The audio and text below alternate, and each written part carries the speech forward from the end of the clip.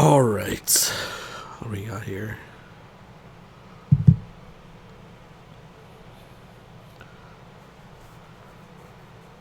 Should really have an intro.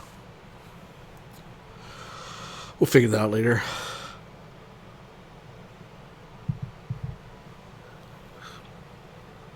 Maybe we get like some random hype rap song, like a Call of Duty montage from the late 2000s or something like that. That'd be pretty sweet.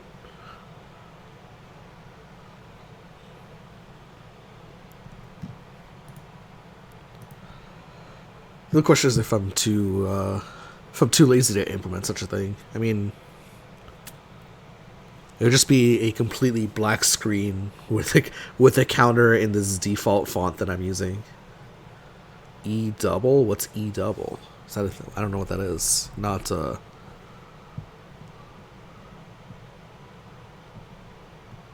Oh, E double's a rapper. So I don't know who E double is.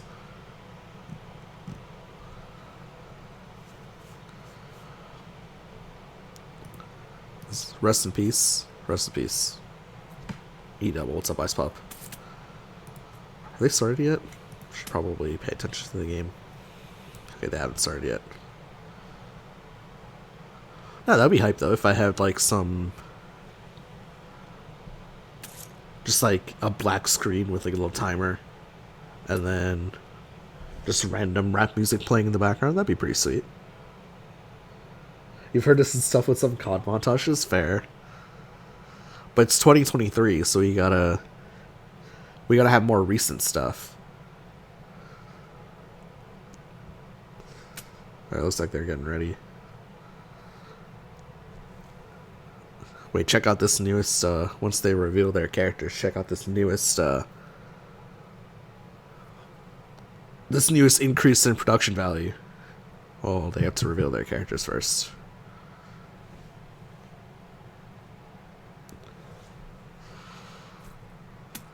Spectre.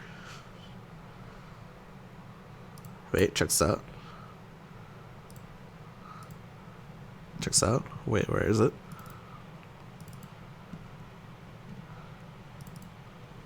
Oh, is it there? Do you see it? Did it show up? Oh, I think it did. Oh yeah, it did. Oh, look at that. Oh wait, it's way too close to the center. We did not line this up well at all. Whatever. That's fine.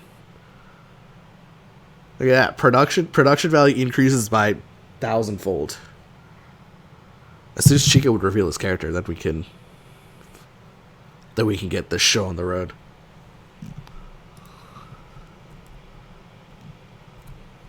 Oh, while we do that, maybe we'll just remember what Spectre's cards are.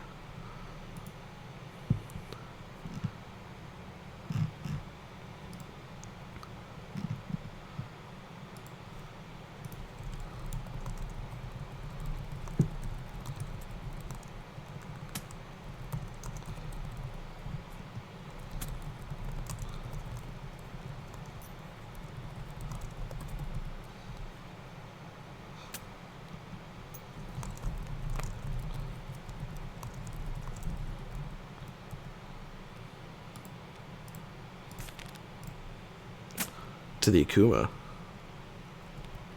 Do I have a little Akuma portrait? Can he go 2 for 2 on the little Exceed portraits? Can he? Can he? He can. Production value's gotta start somewhere. Hey man, look at this card tracker. Just because it doesn't work half the time doesn't mean it doesn't exist. Just because I can't get it to work 60% of the time.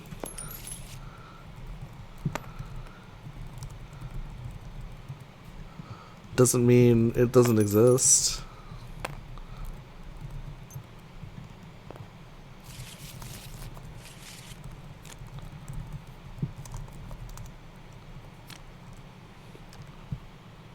Yeah, production value off the charts. Card tracker, ready. Oh, sorry, we're not zoomed in on anywhere close to the board. Ready to go.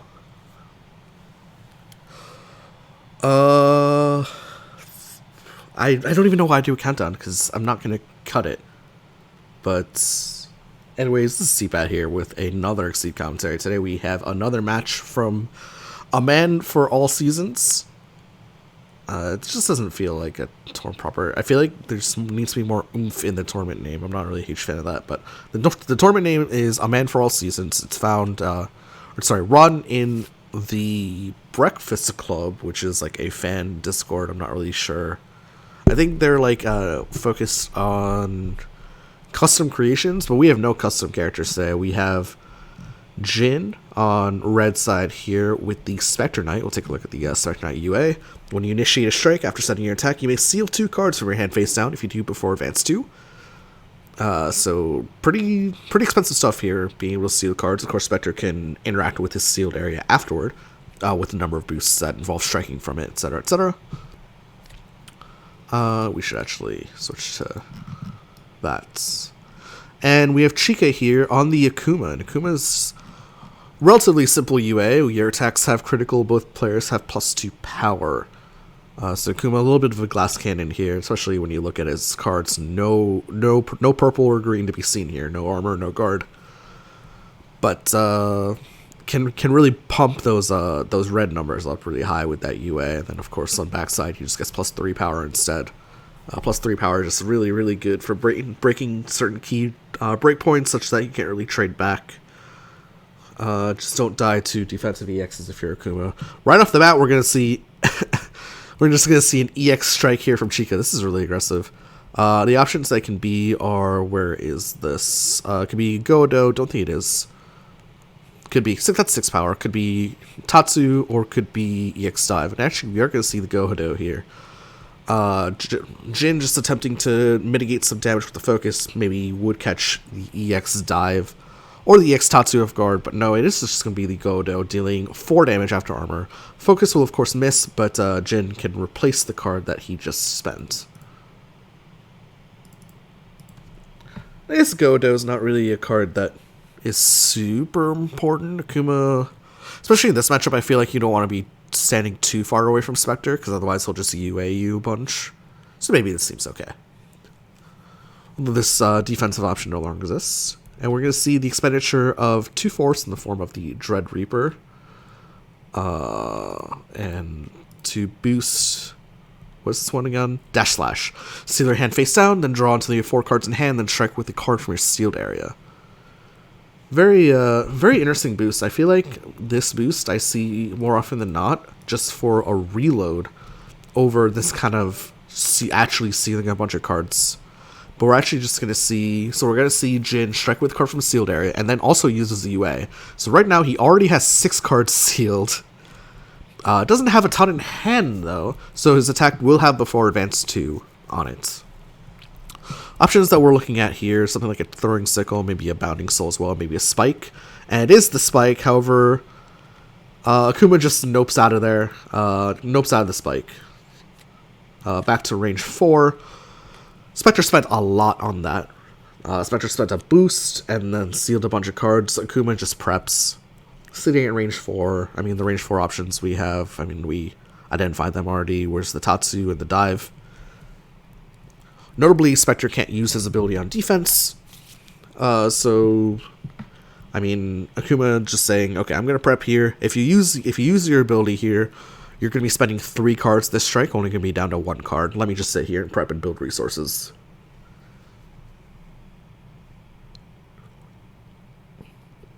It's a very interesting way to use the Dash Slash boost, though. I feel like normally, if you're kind of ascribing to the I call it the Marco playstyle because he's the one that showed me how to do it. Of just like aggressive striking with your frontside UA, then reloading with your Dash Slash and your Gathering Darkness. But Jin using it really early on just to get a bunch of cards sealed as well. Kind of obfuscating that information from Chykka when the reshuffle happens. And we're actually just going to see a parry come out here. Parry whiffs. Parrying Raging Demon. So we're looking at why we're parrying Raging Demon. Look at that boost. If you have 3 or more bonus power, which Akuma can get on backside very easily, just by performing the critical action, you get +3 speed as well. Gets parried. Instead we see a hand with a bunch of normals. We see a hand of 0145 EX7 and Zugai Hasatsu. Okay.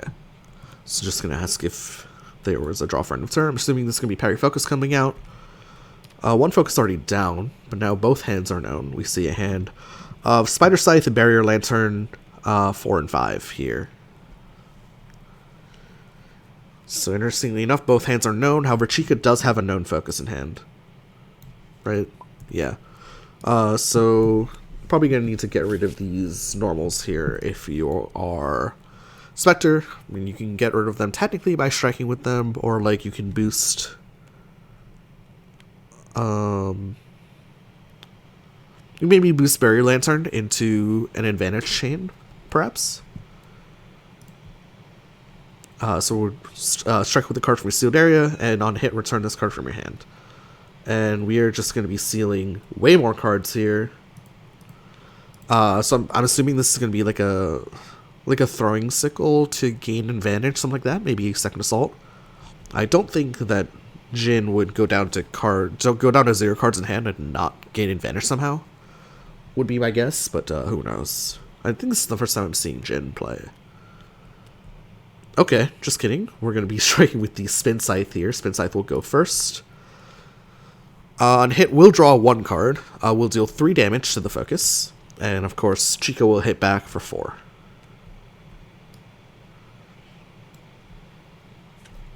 And as per the ability on Barrier Lantern, because the what's it called again? The Spin Scythe hits, Barrier Lantern does return to hand.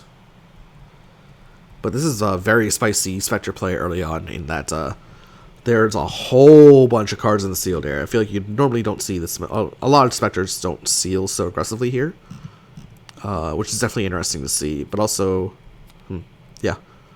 We're going to see a Spectre of 2 force in the form of the 2 normals, Dive and Assault. I think there's still EX Grasp left in this hand for Akuma, just to get out of the corner.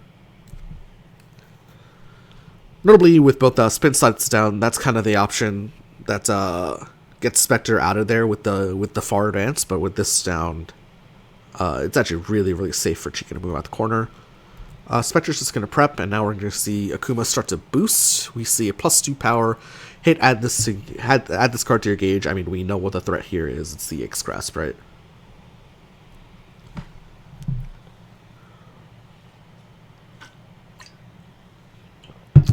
EX Grasp can be boosted up to 8 power here if Chykka chooses to use his UA on top of it.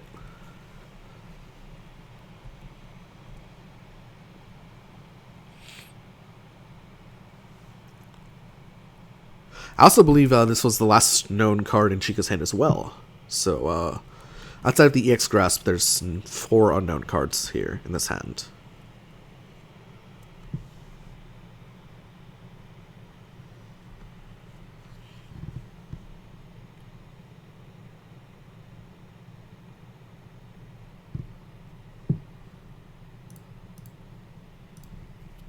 Okay, Jin taking a second here just to check discards, probably verify whether that EX Grasp is still in hand.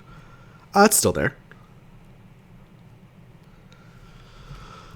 Looks like it's going to be a reading. I hope it's not reading the Grasp, because then, and then playing Sweep, because we're going to see an 8 power Grasp come out from Chykka. Unless this is like a block or something. I hope Jin didn't forget that Akuma can crit this for additional power and possibly break. And yeah, it looks like he did forget. That's going to be an 8 power EX Grasp coming out. Jin forgetting that Akuma can just add additional power to this. Unfortunately, and yeah, that's a game losing play, I think, for Jin. Unfortunately, that is absolutely brutal. Akuma builds 2 gauge off it, of course, with the power of hatred as well. And yeah, you can't be forgetting about Akuma's UA here. Sometimes you just forget you're fighting Akuma. Yeah, I guess that's what happened here.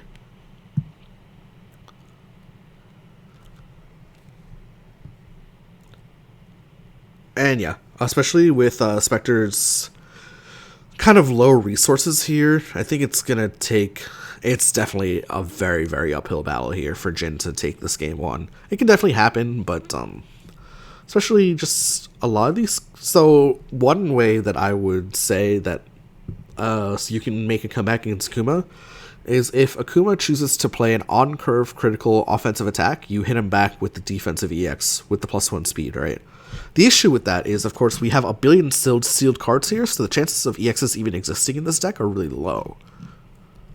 So yeah, I mean, that would be how I would assume the main avenue of comeback is for Spectre. But from this position, I don't know. We're going to see the defend come out here for Akuma.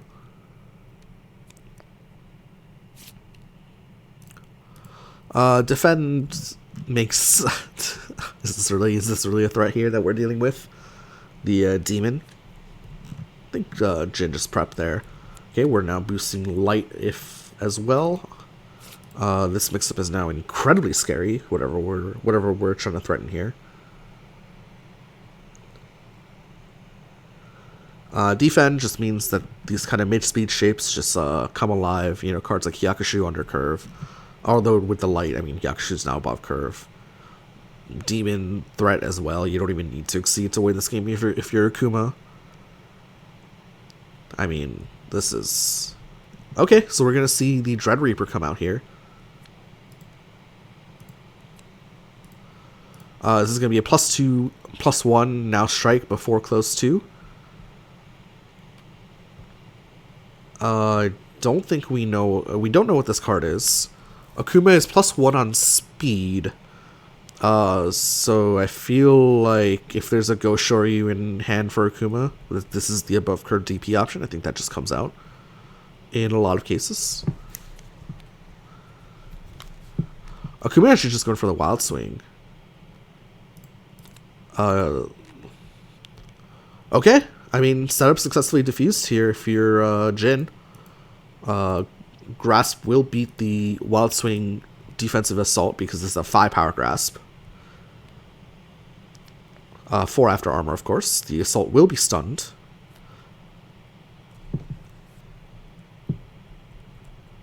Oh yeah, I guess there's just no Go Shoryu in this hand here for guaranteed damage. Maybe he thought that maybe Chykka thought that Spectre was going slow. Also possibility there. Anyway, Akuma exceeds, so now we have both players have +3 power. Jin, of course, has to prepare because he's been hurting all game here. We see the instant Helmer boosted. Jin just has to prepare again. Oh, I think he accidentally prepared from the discard area.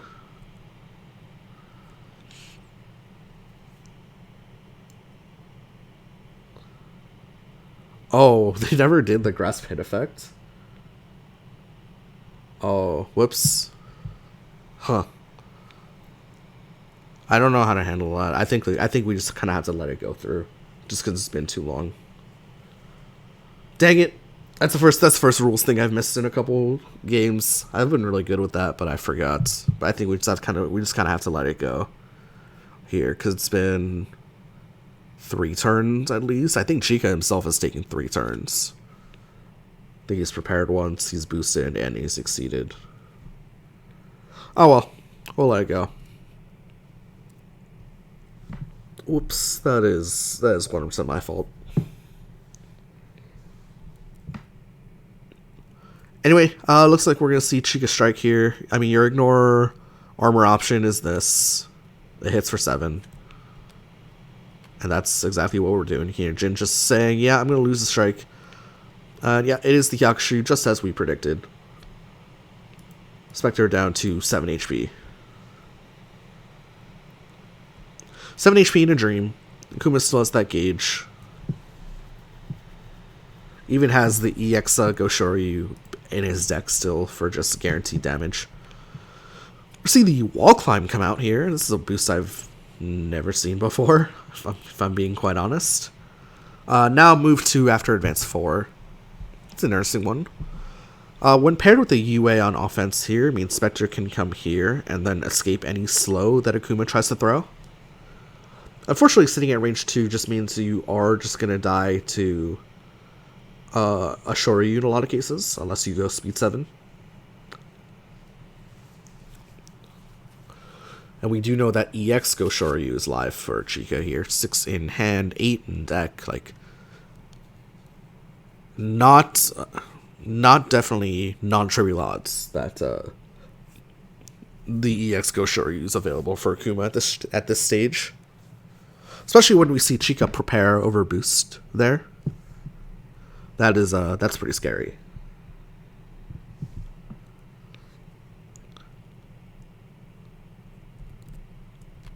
Okay, we're gonna see the Shadow Mirror come out here. Gets out of there. Just says, okay, I'm gonna retreat 3.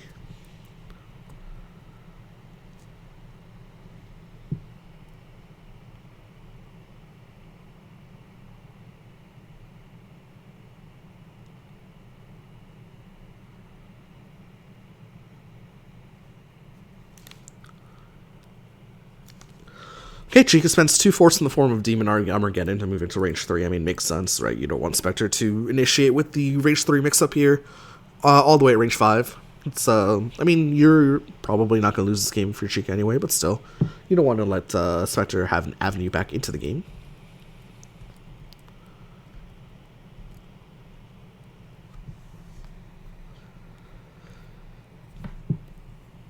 We see Spectre with only 3 cards in hand, 3 in deck. However, of course, 7 in the sealed area, it looks like. We're actually just going to see Vanish boosted. This is an expensive boost here. Spectre, an expensive character. Before advance 3 spaces, if you move past the opponent, plus 3 armor. It's interesting. It's definitely an interesting boost. Gets teched.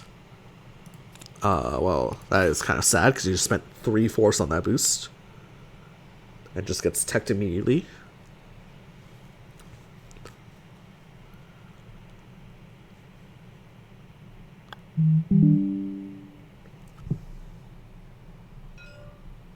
We see Jin go for the reshuffle here. Obviously, with a bunch of sealed cards here, it's actually really difficult to tell what 4 cards were left. So Chykka just says, go ahead. That's one of the plus sides of having this sealed area being so large, is that it really kind of obfuscates what kind of cards you have left in your deck. It's not a big advantage, but it's a noticeable one, I would say.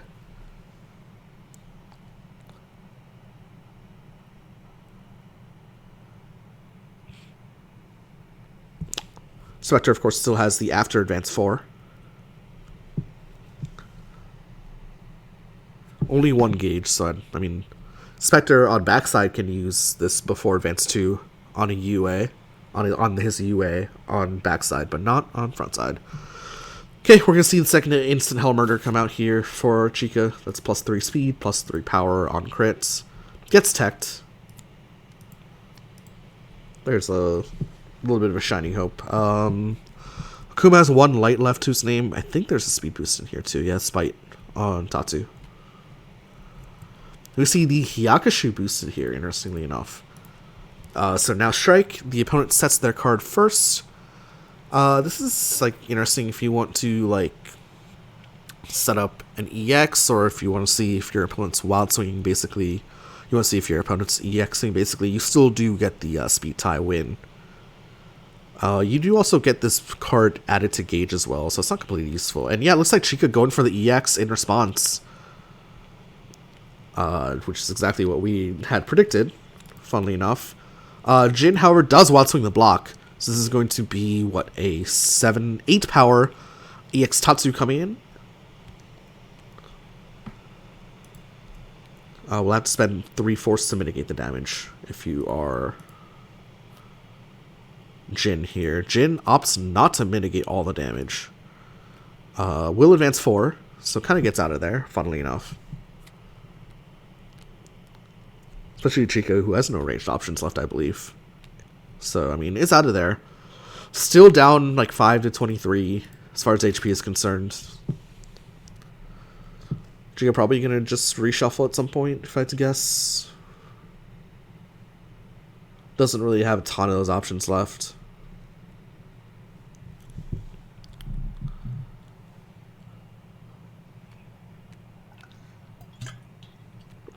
Nope, runs into range 2. Of course, Chykka does... He's running out of options, but one option that he does have, of course, is that EX Goshoryu. We have not seen a single one of those yet. That card just wins the game. We're going to see the Spin Scythe come out here. Draw until you have 4 cards in hand, and then strike with a card from your sealed area.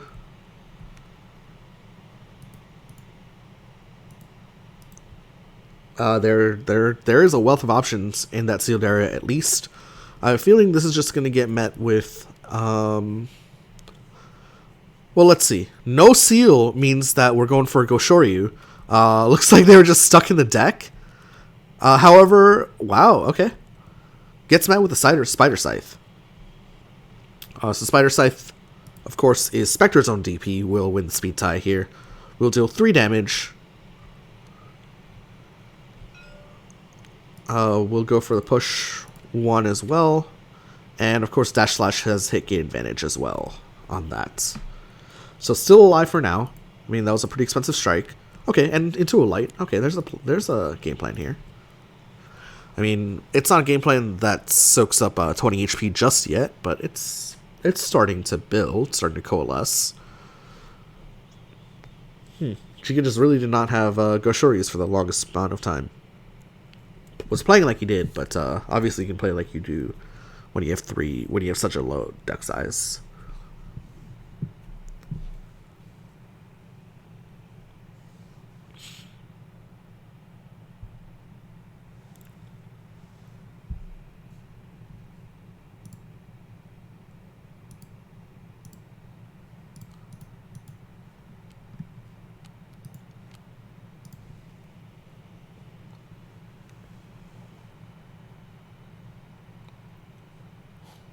What's going on here? Surely not a critical. Surely not a critical. Looks maybe change cards. Nope, move to range 1.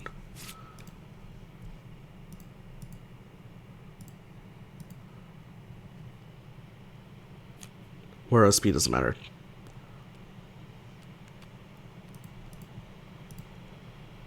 We're gonna see defend boost come out from Chykka now. Gets tacked. Okay.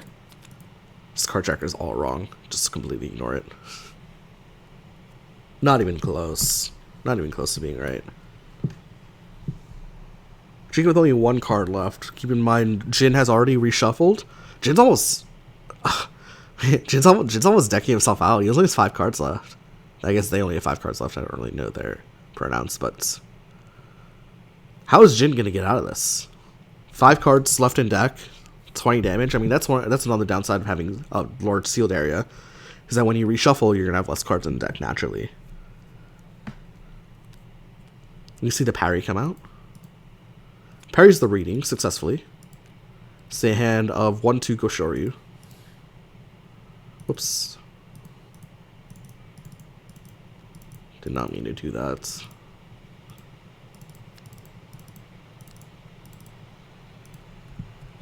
We see from the grave again. So strike with a card from a sealed area. Hit return this to your hand. Spending the Bounding Soul from hand to do so. We don't see a before. We don't see before advance 2 on it, and it's a cross, which would have lost its sweep in hand, but Chykka instead goes for the Goshoryu. Gets hit for 3. Huh.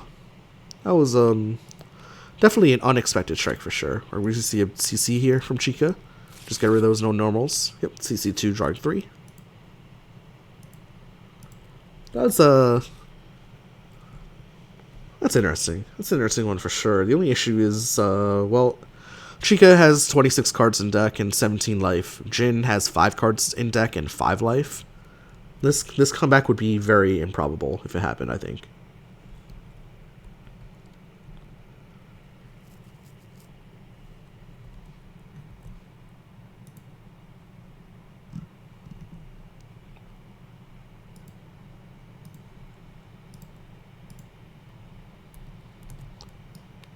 So we see the Fierce boosted. That's spicy. Chykka unfortunately drew Demon, so well, that is That's definitely not what you want to see for Spectre here. Out of dives as well. Going for +2/+1, and I mean, this is just a Hail Mary. Chykka should, in theory, win the... Well, no, Chykka only has 3 cards in hand, so there's a chance that Chykka doesn't have a range 3 option. Right? As we see the Dread Reaper boost. This is going to be a +4/+1. Now strike before close 2. Oh, this could be a grasp. This could be like a 7-power grasp, no? I think there's a grasp left in here. It's just kind of hard to track Spectre's cards. Chykka going for the spike...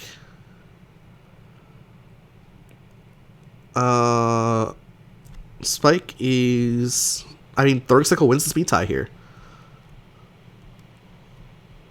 Third Sickle wins the speed tie, and then, wait, misses? What? Okay. Third Sickle wins the speed tie, misses, and then Chykka hits the spike for the win. This was not crit. This... Okay... I think this was a case of Jin not really reading the cards here, because we have a before close 2, right? So before close 2, this is speed 6, by the way, and Chykka is not Chykka speed 3. Chykka did not crit this.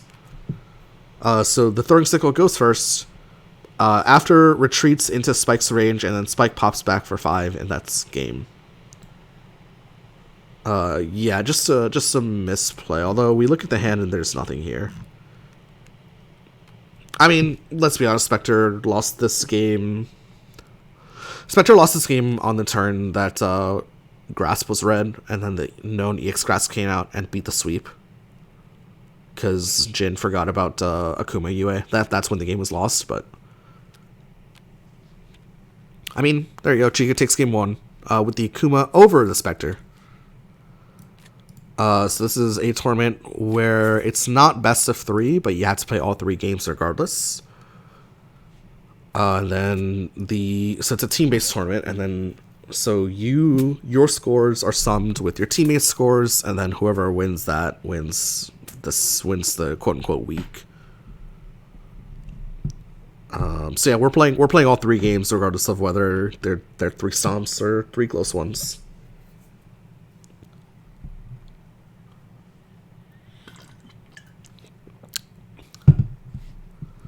Oops, I forgot to add this to... Forgot to get rid of the squiggly lines under Jin's name there. Only took us a game to recognize, though. So yeah, Chykka can no longer use Akuma for the rest of the tournament. Jin can no longer use Spectre for the rest of the tournament. I think. Is there a finals, maybe? Maybe they can reuse them at the finals? I don't know. But yeah, we're going to be starting game 2 of this 3-game set. Additionally, Chykka can no longer use a Season 3 character for the rest of the set, and Jin can no longer use a Season 4 character. So the only seasons legal in this tournament are 3, 4, and 5. For some reason, 6 is not legal. I didn't really... If I'm being honest, I didn't really understand the reasoning behind it. Just kind of looked like they didn't want Season 6 in their tournament, which is fine, but... yeah, seasons 3, 4, and 5 are legal. I mean, I can list the characters off for you. It's just that there's too many of them, and frankly, like I think that they're gonna pick their character by the time I even find the list of characters that they can pick.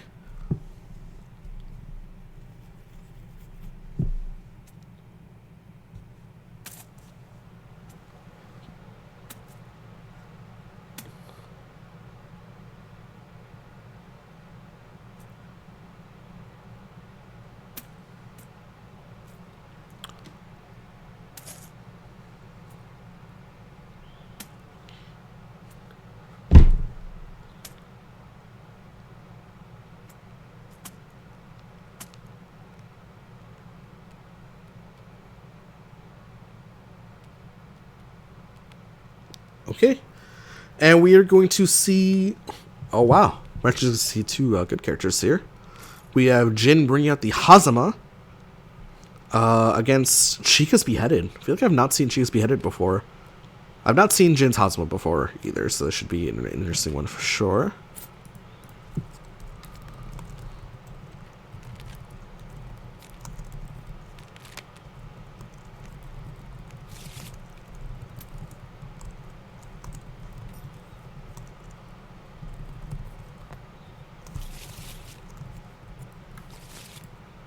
And then Chykka's cards are what?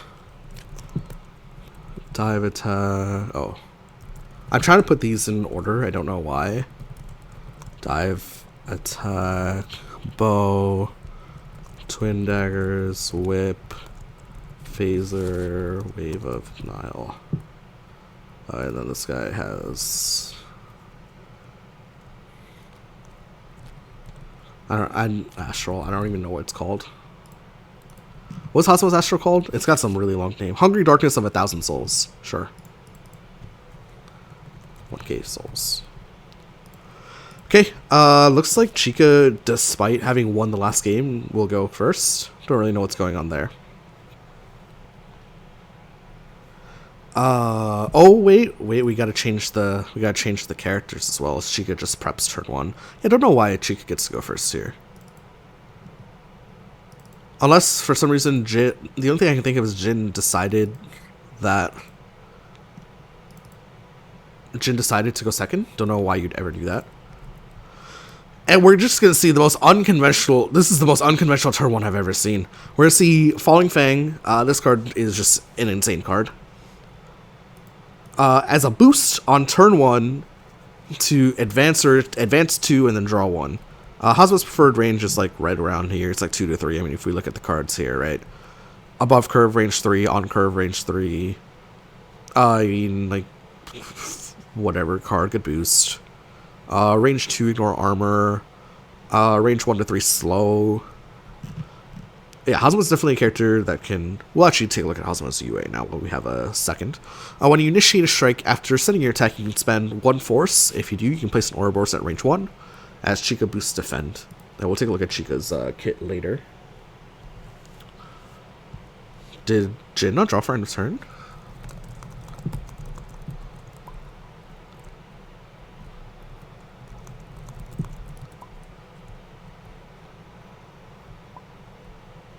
Thank you. Good catch, Mew. Also welcome Mew to the stream. So I've just never seen this boost played before. It just kind of threw me off guard just because this is such a good combat card. You just never see it boosted. And not even just as a threat as well. We're going to see Hasuma go for the early reading here. As after Hasuma goes to the reading, I'll explain what the kit does. Probably just look like a reading grasp. Okay, and actually we're actually going to see the Ouroboros in action. So we're going to spend 1 force here for Hasuma to pick up one of these 2 cards. We should probably flip those over. Okay, yeah, good.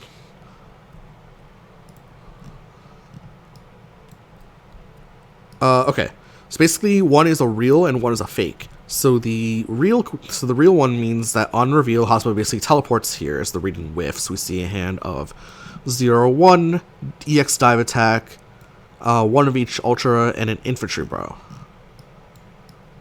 Grasp's Red was an interesting one for sure.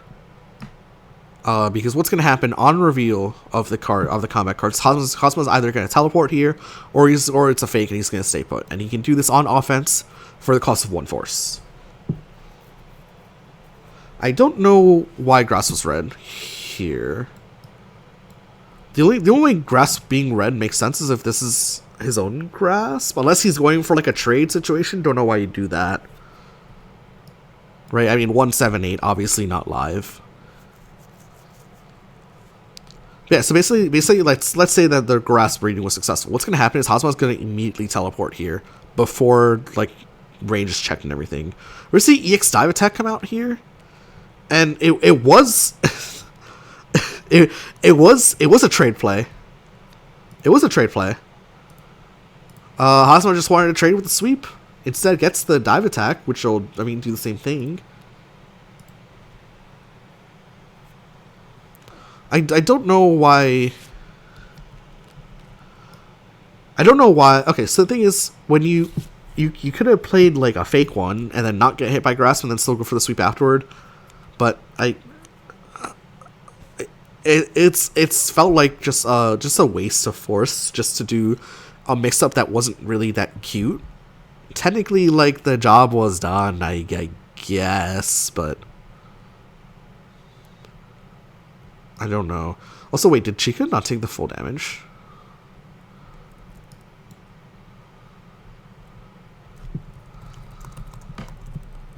Oh no, there was a defendant play. There was a defendant play. Never mind.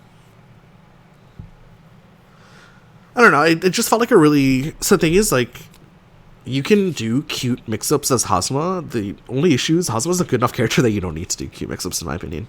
Like, you can just play. You can just not be cute and still have, like, relative success just because Hazama's such a strong character. We're going to see another strike here. It's going to be just cross and across. I think if you're Chykka, you're fine with this, seeing how you have no bow in hand and you're fighting Hazama, who has no long-range options, right? Your longest range option is range 4. We're seeing at range 5. Chykka must be licking his chops right now as he strikes with this bow.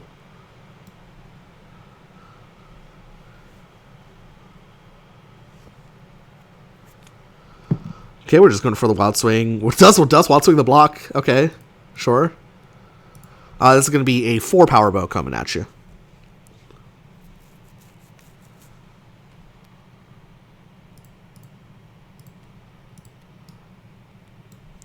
Chykka, now with 2 gauge, can choose to exceed. So Beheaded's a kind of a ramp-up character, where he starts with no UA, no nothing. When he exceeds, costs only 2. He can get one of these 3 traits.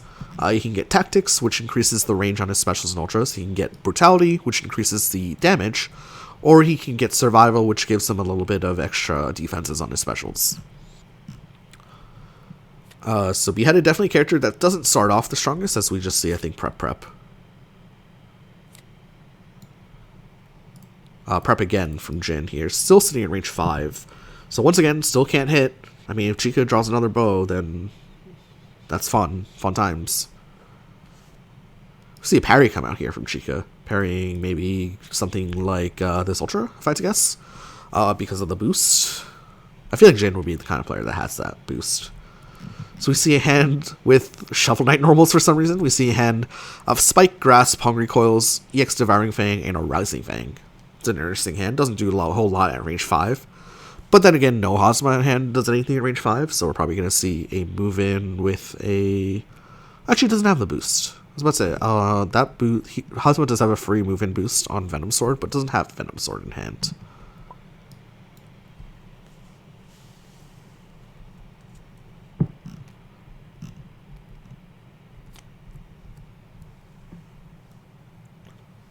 Cal, I don't know if I've... So we're still one reading, so I feel like I don't know if Chykka would go for that so early. Maybe he would? I don't know.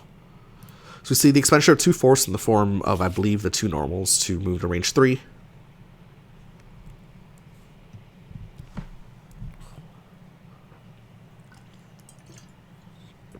Hazama already does have 3 gauge at least.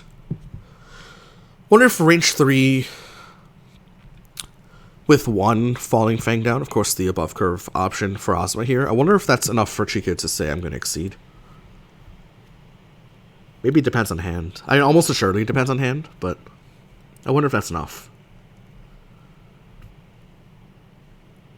With 1 falling Fang already down. 1 light down as well.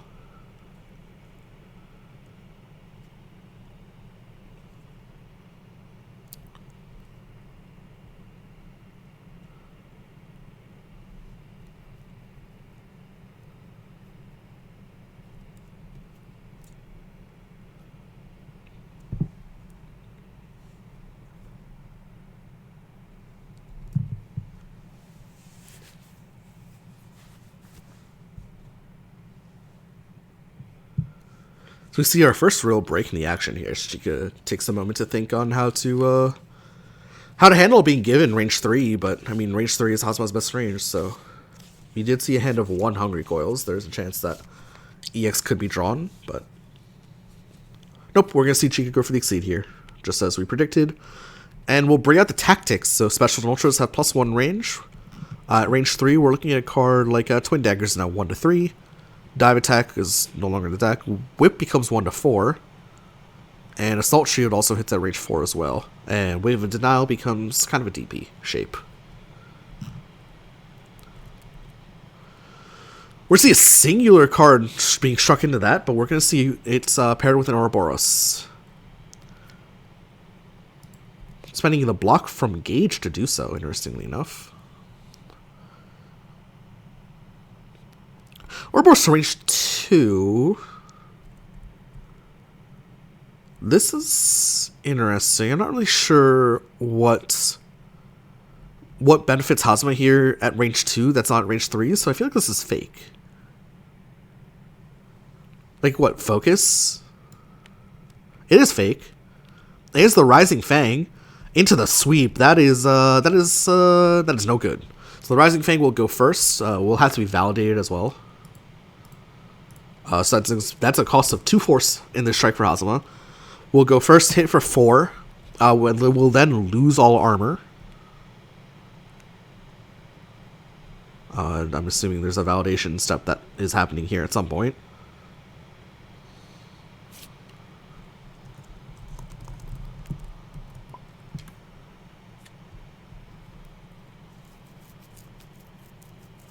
Okay, I guess there's no validation step happening at some point. Oh, Beheaded is faster. That's cute. That's cute. That sucks for Chykka. They did the math right though, because Jin only took 2. That sucks for Chykka. Because now, I mean, there's 4 armor here on the board for Hazama. This positioning looks correct. So yeah. Let me just go through that strike resolution for anyone that missed it like I did. Chykka was exceeded, so he's +1 speed, so his sweep actually goes first. Sweep would go first for 6 power. As we see, just EX slammed here for Chykka.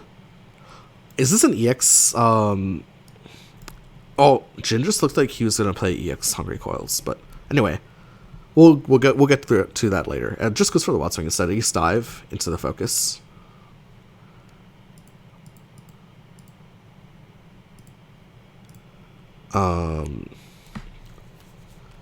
So yeah, EX dive will go over, hit for 4.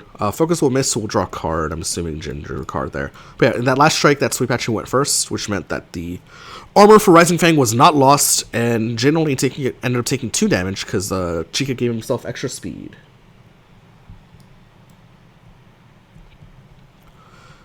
So we see the Serpent's Redemption come out here. Your force costs are reduced by 1, which is very good because Hazama has a lot of force costs, if you can tell, right? These cards plus the Ouroboros. Now Advance and Retreat 2, which is fantastic because now Hazama can move back to range 3.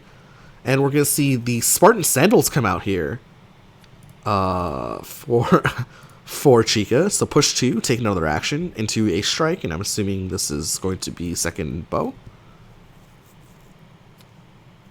Could also be... No, the dive attack's down, so it's just bow. Funnily enough, the assault will go first, which means that this bow will only do 2 damage. Huh. That is a little bit fortuitous there. Hazama now back at his preferred range of 3 versus Chykka, who only has 1 card in hand, so that was actually a really good wild swing there, in my opinion.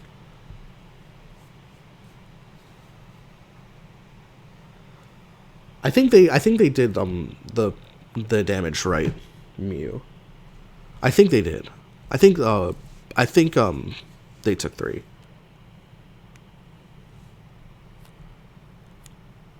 That was a really aggressive play there from Chykka, though, for sure. Just striking with the bow, only ending up with 1 card in hand. I mean, obviously, like, you're not expecting the assault to be wild swung there, but, like, still, that was really aggressive from a player that's not normally so aggressive, I think.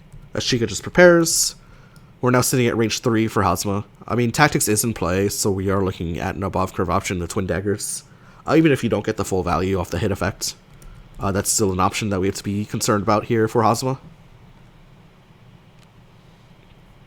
So we see the having fun yet boosted, and the answer is always no. So spend up to 5 force, the opponent must discard that many cards at random, then you may strike. And now the card tracker is officially gone, because there was just like a bunch of cards discarded there. So we're going to see 3 cards discarded here, I'm assuming. No, we're gonna leave Chykka on 1 card for some reason.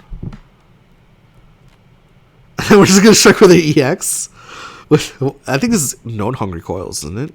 It is known Hungry Coils. However, the pull effect won't go through because Chykka has Wild Swung Focus. So the Hungry Coils will go first, will hit for 2 after armor. The Focus will miss because this pull effect won't go through. And on top of that, Hazama will gain an advantage. Chykka does get to draw a card. Both players have barely any resources. Jin just preps. Back to Chykka here. Chykka will spend 2 force to exceed, and I'm assuming out comes the brutality. Goes for the tactics. Or goes for the survival, excuse me. So +1 armor, +2 guard. So this setup, I feel like you don't see this setup quite often, with survival and tactics being the first two. So we see the check out my stake, draw 3 and strike from Hazama here.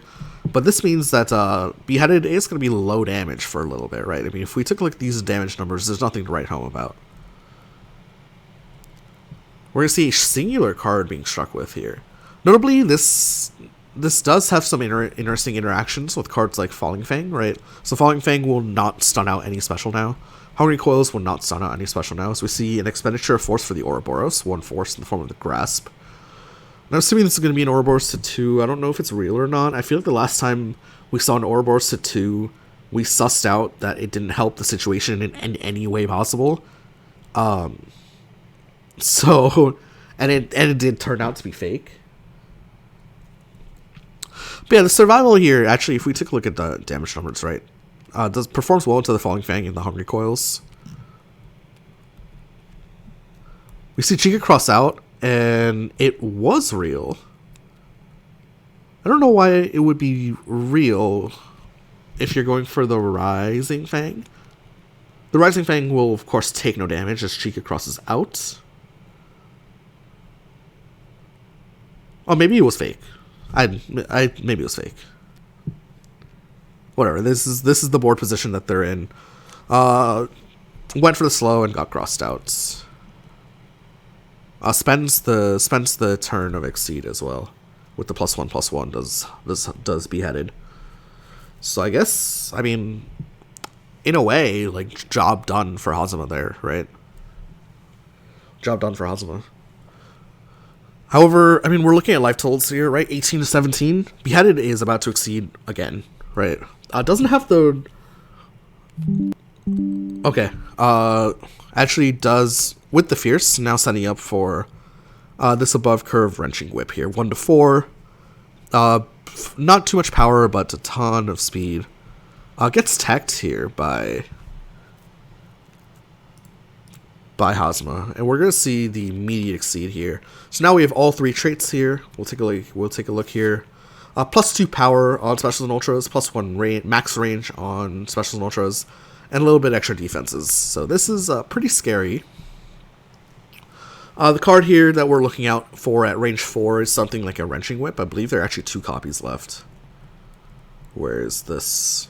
So this is going to be 1 to 4, 6, 6. 1 to 4, 7, 7, 1 EX'd. So good luck dealing with that, Hazama.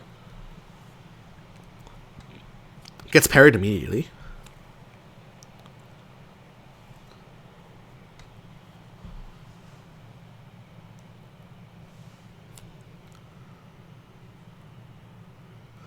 Chykka just preps. I mean, can bide his time to draw the second one.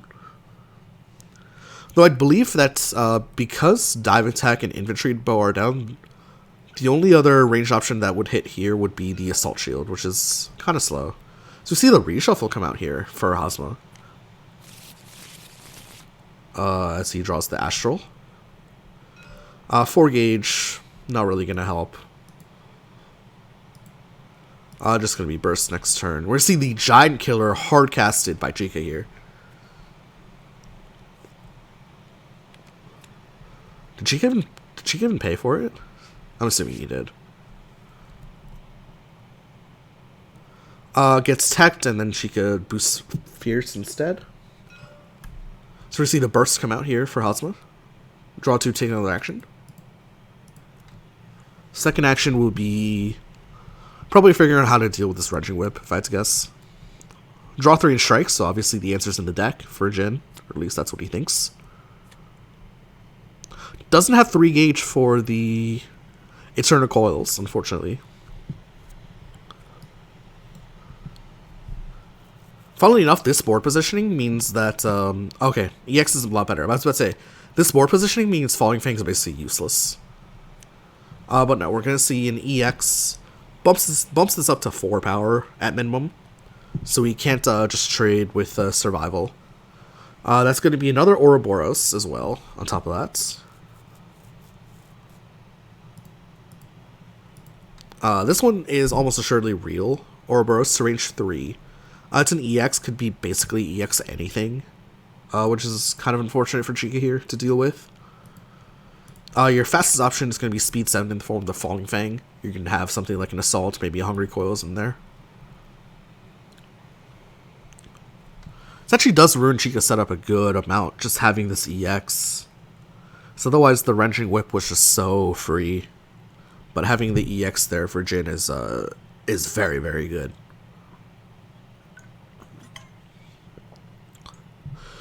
So yeah, Chykka has to guess, hey, can I withstand this with an Assault Shield, or do I have to go fast here and threaten getting hit by the, I don't know, like an Assault or Hungry Coils or something like that.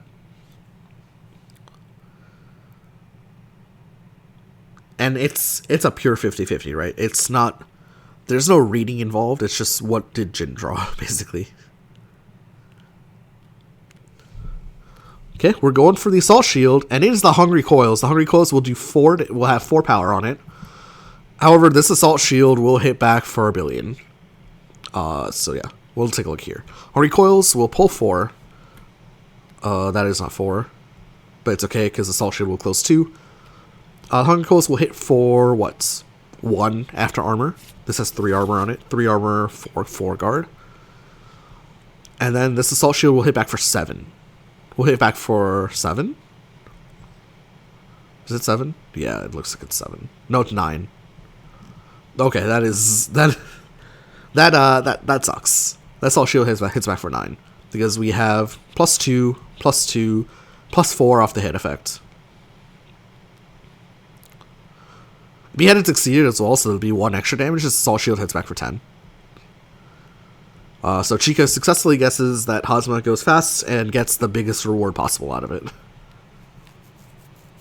Is it 9? No, it's 10, right? Because Behead succeeded. Right, so +2, +2, +4, +1. So that's 10 minus 1 is 9. Right? Whatever, they figured it out. It's the answer is it's a big number.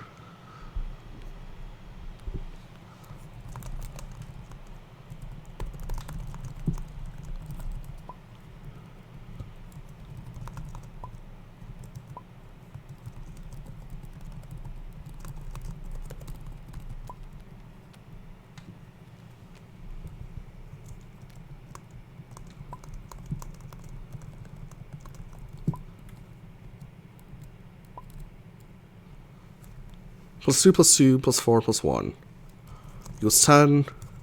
Minus 1 armor equals 9.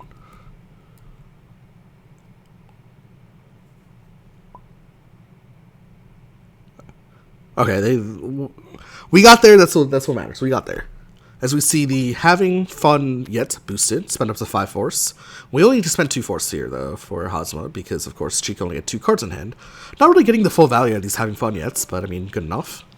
We're seeing a range 1, which is not our optimal range. Luckily we beheaded while swung a spike here, which is kind of one of the few cards that misses. Jin played a Venom Sword from hand. Just the weirdest mid speed here. That just doesn't really have. Okay, I mean, sure, it was a play. I'm pretty sure they were at 18. No? I thought they were at 18. I thought it was 18 to 17. Or something like that.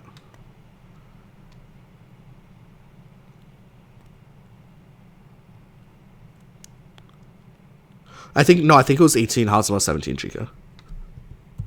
That's what I have in my head. And then Chykka took 1 from the EX coils, and then just took 4 from the Venom Sword. So is that 12, right? 17 minus 5 is 12? Something like that. I think it's good. I think it's good.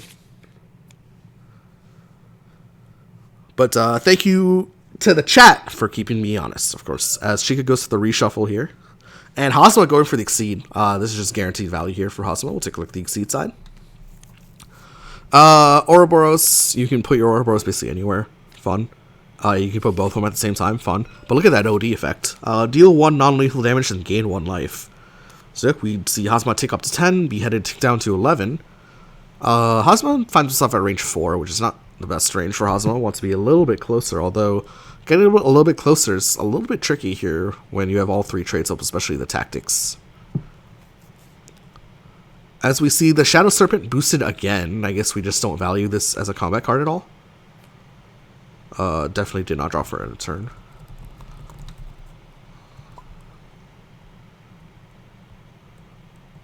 Right? There. Yeah, I don't know why we don't like Falling Fang here. Maybe just because we're dealing with survival and we don't want to run it into Assault Shield. It's just so weird because Falling Fang in general is such a really good combat card, but maybe against Beheaded it's not. And that's why we're just tossing them like this. But anyway, second Overdrive ability goes off. Hazma ticks up to 11, Beheaded ticks down to 10. We're sitting at range 2. Chykka does have a gauge, so his DP is up. Wave of Denial. I mean, Beheaded's always going to have the above curve threat here, unfortunately. And Wave of Denial beats basically everything Hazma's going to throw here at range 2, save for focus.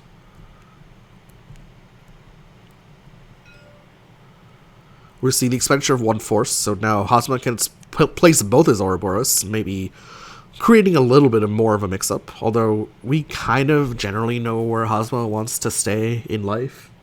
Kind of wants to be this 2 to 3 range.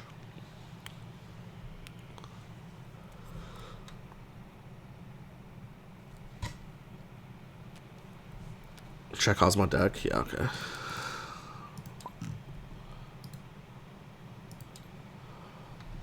What do we have in here? Kind of just looks like we have one of everything, if I'm being honest, for Hazma here. Kind of looks like one of everything. Putting the Ouroboros at 4 is very interesting. That's a weird one. It's really is the Venom Sword? Okay, that's not what I expected to see. I'll say that much. It's not what I expected to see.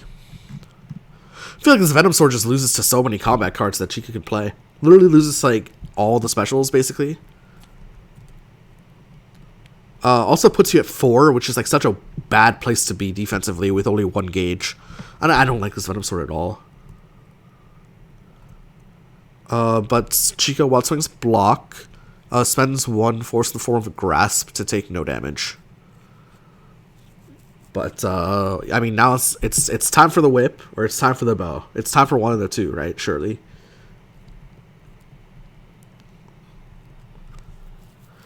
It's a 6 power. What is it? 5 power whip. 5 power. 5 power whip, 6 power bow. Cal in chat cheering for the whip crack. Not playing Zolt here.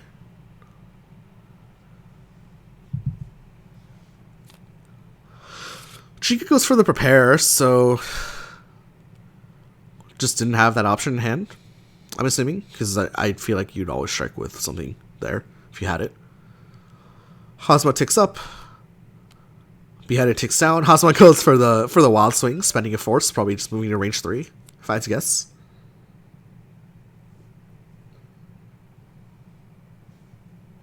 You think it's the most satisfying thing to land on Beheaded at max range? The whip. I like landing the DP personally, but that's just me. The DP into the corner is my favorite thing to land. But that's because I'm not a hype player. I just kind of like that. Just kind of like safe things. We're gonna see Hazma move to either 2 or 3. Goes for the wild swing there. 1 in 13, like not 1 in 13, maybe like a 1 in 10 chance to hit the Falling Fang. I think if you're Chykka here, you'd smash like a wolf daggers, right? 5 power will basically deal with anything outside sweep. Chykka goes for the dive attack. Hazma moves to range 3 and misses. Oh, so this was Wild Swing, so we can go again. It's the assault, and Hazma wins combat here. Wild Swing Assault beats the dive attack. Dive attack was a weird one. I'm assuming Chykka just doesn't have the daggers, which is pretty bad. Hazma's fourth exceed ticks off. Hazma now with a life lead of 13-5. Such as the guaranteed value there off of the exceed side for Hazma. Hazma, of course, finds himself at range 1, which is like not the place to be. We'll just Ouroboros himself to range 2 and Wild Swing again. Screw it. We're just playing this kind of game now. You know, some Season 5 characters allow for this kind of gameplay to exist. Hazma is definitely one of them. Although this is not as reliable as it looks. I'm assuming Beheaded just goes for DP here. For 1 gauge, deal 4 damage. Push to range 5. It's the twin daggers into the focus. Oh my. So the twin daggers only has 7 damage on it, which is not enough to break the defenses of the Wild Swing focus. Wild Swing God's definitely on Jin's side tonight. There'll be 5 damage taken, and then the focus will hit back for 4, Chykka down to 1 HP. And a dream. Oh, sorry, 2 HP, because the survival, of course, gives him 1 armor. 2 HP and a dream for Chykka here. Does Chykka have a way to close out this game? Does he?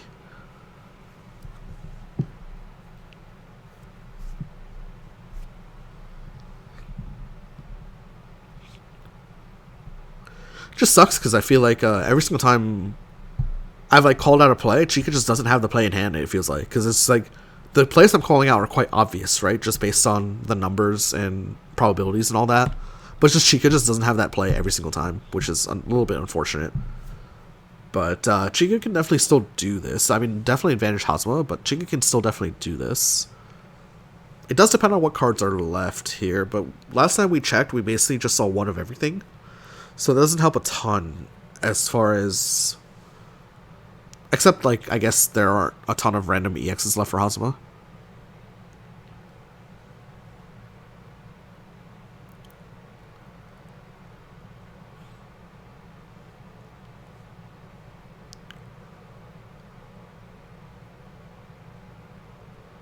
But yeah, this dive attack into the Wild Swing Assault, I feel like this dive attack was beating way less things than a Speed 6 would.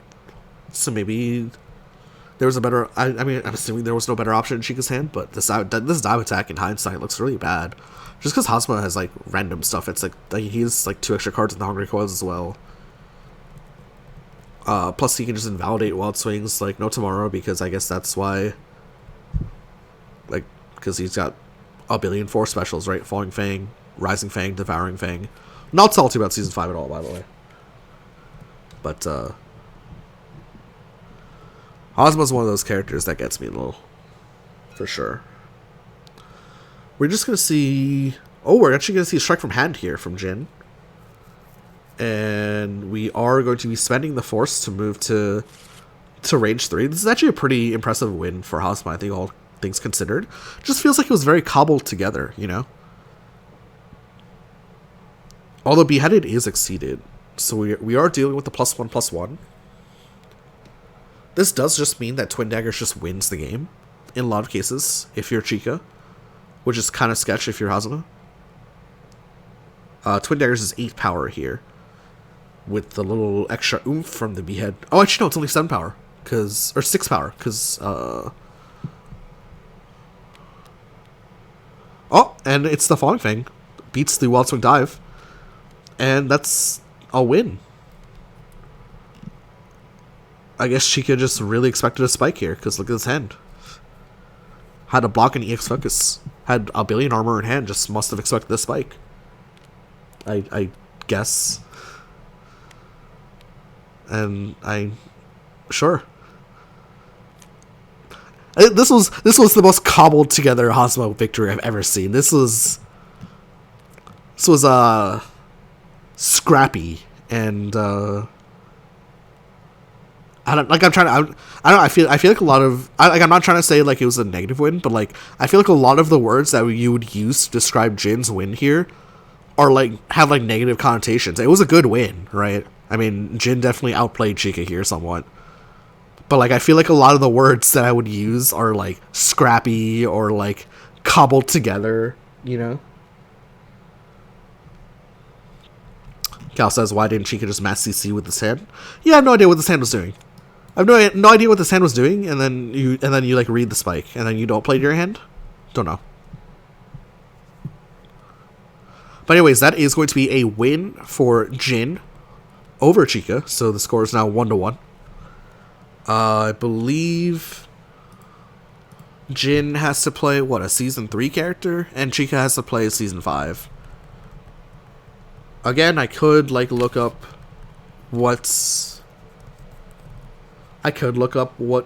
characters are available, but I don't think I'm going to.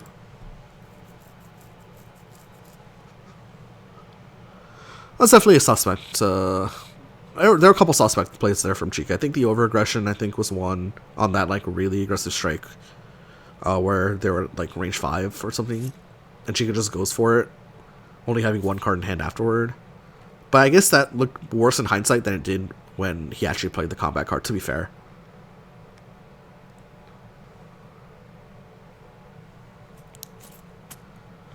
But we are now moving to game 3. I'll actually check what characters is left, because I'm pretty sure I have the spreadsheet open. Okay, so for Jin, we have Guile, Sagat, Claw, or Geef. And for Chykka, we have Clover, Tiger, Kokonoe, just the top tier of season 5, and also Lychee.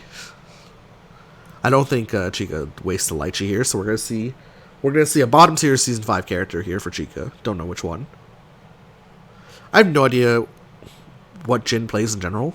I've never seen them play before, I feel like. But taking a win off Chykka is no joke. That's good for them.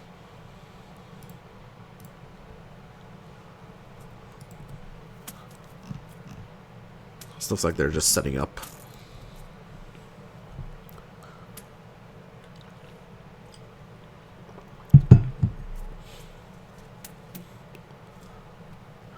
Yep, and out comes the Tiger for Chykka. Into the Geef Tiger, man. This matchup, I don't like this matchup at all for Tiger. It feels so weird. You can't stand at range 1. You have to stand at range. You have to either like use your UA to pull Geef to range 2. I don't like this matchup at all, man. This matchup is so weird for Geef, or for Tiger, excuse me.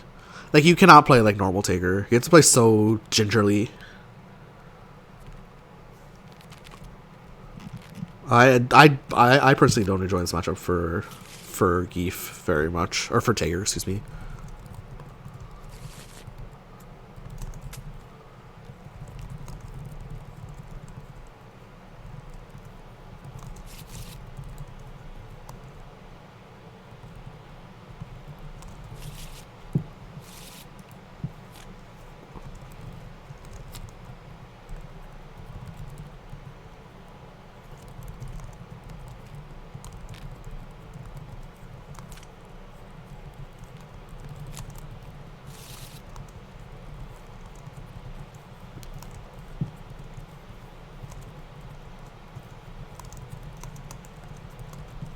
Okay, boom.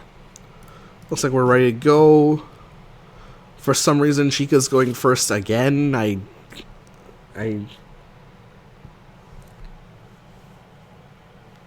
don't, I'm assuming this just means Jin wanted to go second in that game for some reason. Don't really know what's going on there. So we see the key charge at range 4. Of course, Tiger can't really do a whole lot at range 4, as we want to go ahead and do something like this. I will take a look at why Tiger can't do that in just a second. Okay, Tiger, whoops. Do you guys see that pop up? I don't know if you can see that, but for some reason, Microsoft Search has decided to tell me how to function right now. I hope that doesn't show up on screen. But yeah, Tiger is a slow boy. Can't move very fast on the board. So Geef is perfectly happy to key charge at 4, right? So instead we see Chykka spend 1 force in the form of the gigantic Taker Drive, which is an interesting one. I feel like that boost is really good. But spends the Taker Driver to move to range 3. As we see Jin boost SPD. I don't see this boost very often, just because you want it part of your mixed up quite a bit at range 1 if you're Geef, obviously. This is your range 1 spike. But no, we see it boosts as thick skin for +2 armor, and after if you were hit, add to gauge as well. It's an interesting one for sure. Definitely not a boost I expected to see so early. Maybe he just has the second one in hand, but yeah, Cal. But Chykka also went first in game 2, which is what I was more confused about. Which is why I'm assuming that Jin opted to go second, but I have no idea why you would ever go second, but I don't know. Anyway, range 3 mix up for Chykka here if he wants to take it, technically. Obviously, he can't dive over Geef because of this UA.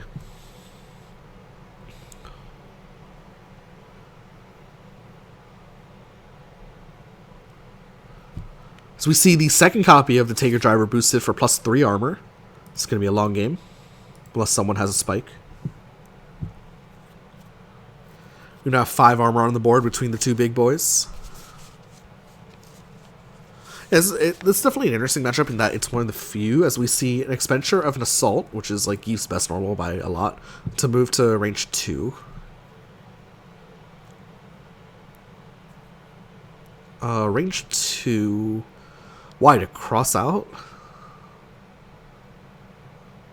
I guess. I don't really see what the benefit here for range 2 is over range 3, unless there's benefit from preventing Taker from doing something. I don't really see what the play is here for Jin. Maybe he's thinking of something that I'm not. Chykka just going for it. Strikes with a singular card. Could be literally anything.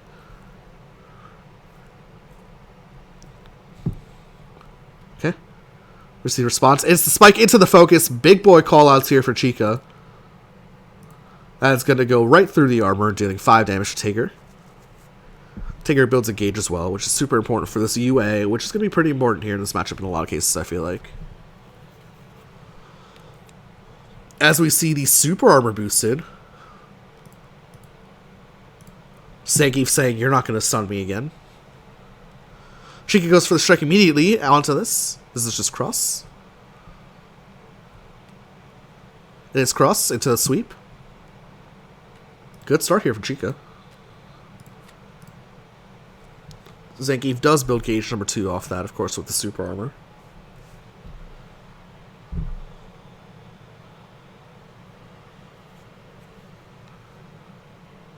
Really surprised to see the expenditure of sweep on that. Really surprised to see that, actually, because I feel like that was the most obvious cross in the history of crosses, but maybe I'm mistaken. Assuming Zangief is going to be spending some force to move in, judging by what's going on here. Then notably, that is the expenditure of the second SPD. What is happening? Do we not value SPD at all?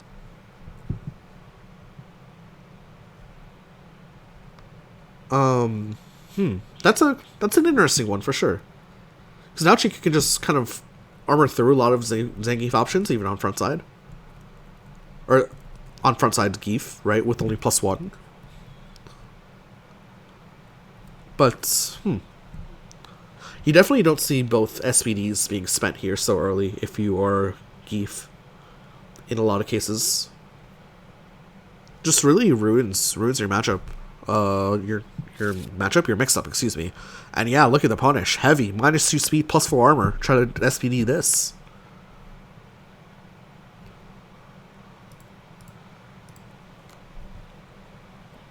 Taker just sitting home free. So we see the key charge come out. That is gauge number 3, which means Zangief can now exceed. On exceed side, Zangief gets +3/+1, which is incredibly scary.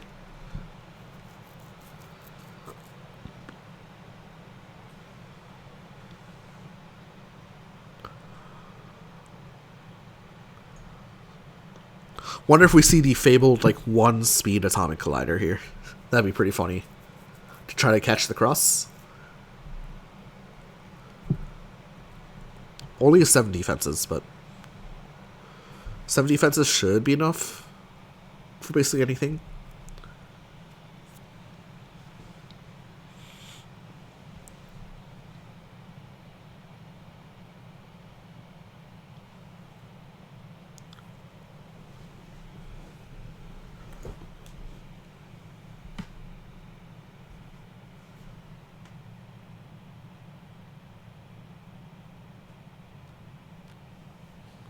And yeah, just gonna be strike here from Tiger. Assuming this is a card with like 4 guard, just to give it 7 to withstand the crit. It is the Atomic Collider. This Flying Power Bomb will go first at speed 2. Will hit for 7. However, Chykka will only take 3 damage off of it, right?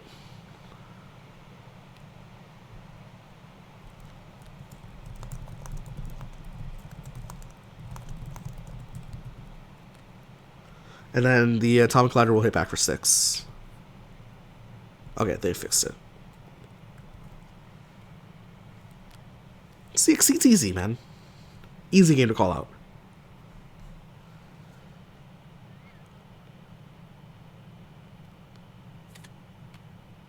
Critical Watt Swing for Keef.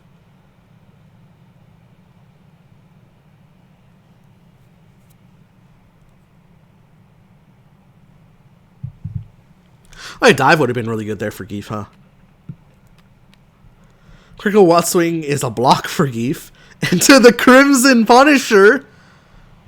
Oh no. Things go from bad to worse for Geef here. Crimson Punisher block goes first, I guess. And then the Crimson Punisher hits back for 5. That is fun. That's fun. Chykka now has 4 gauge. Yeah, crit dive would have been a fun one there. Rose, I agree.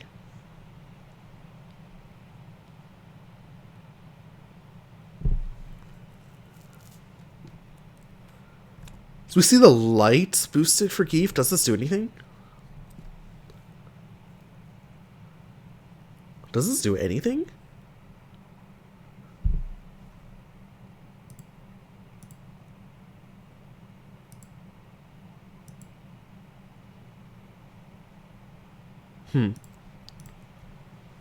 There are no power drivers left. That I pointed this out very early. This has been the weirdest Geef. Like, spent 1 power driver as a boost, and the second power driver is force. Yes, I have no idea what's going on. This game's over. All right, Cal's already declared the game over. We will Tigger's no fear now? Yeah, exactly. That's the. It just feels so weird, especially in this matchup. But in any matchup, really, to get rid of SPD so early. I just didn't really understand it. Okay, so we can find a purpose for the light, but it gets teched anyway, so whatever. I mean, Chykka also just has a bunch of cards now. Second heavy boosted. I mean, this card can just get boosted with impunity.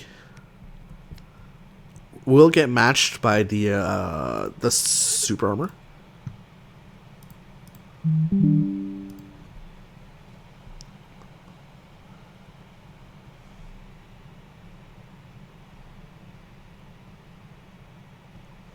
Safe cross? Yeah, safe cross and then what?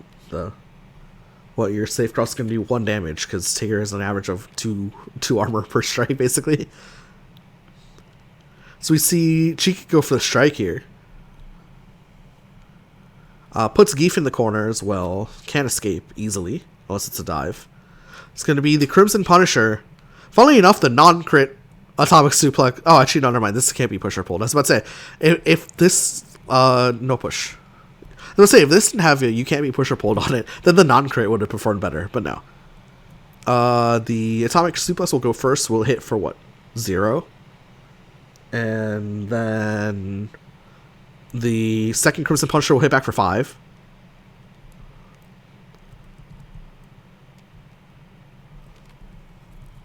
This after does not go off, notably. And yeah, this game's over. We're rooting for a Siberian Blizzard. What does that card even do? 1-8-2-6. Opponents cannot move past you.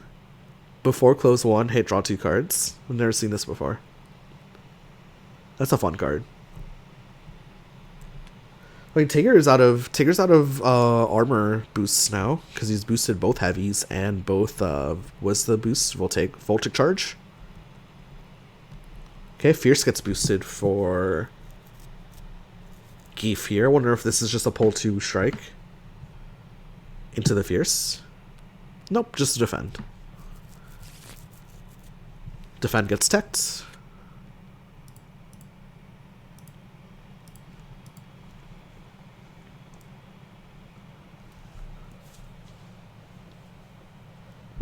And this is just an absolute mauling for Tiger here. That wild swing block into the Crimson Punisher was definitely a funny one for sure. But this is just crazy. I think Chykka has mitigated like 12 damage this game so far without playing a block. Something like that. Something ridiculous like that. I think both heavies mitigated 4 damage. I think a Voltic Charge mitigated 3 damage as well. Like, it's ridiculous. As we see the Demon Cells boosted. +2 power, +2 armor, +2 guard, even more power, even more armor. We forgot about that. Forgot about this boost. So we see the Jump In boosted, gets out of the corner, draws a bunch of cards for it as well.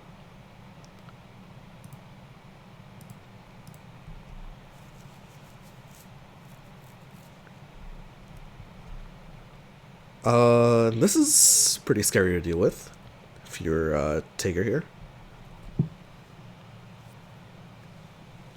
Like, you're probably just gonna die. TM. Like, what are we expecting here? Something like a Sledgehammer, maybe?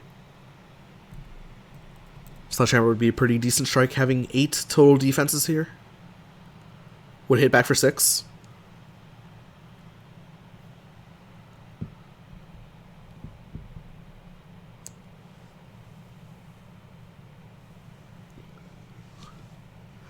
I think Rose is on the right track here. Geef needs to do a big boy dive here. And the problem with the big boy dive is it does 4 damage. And then you're back in the corner. So, I don't even know.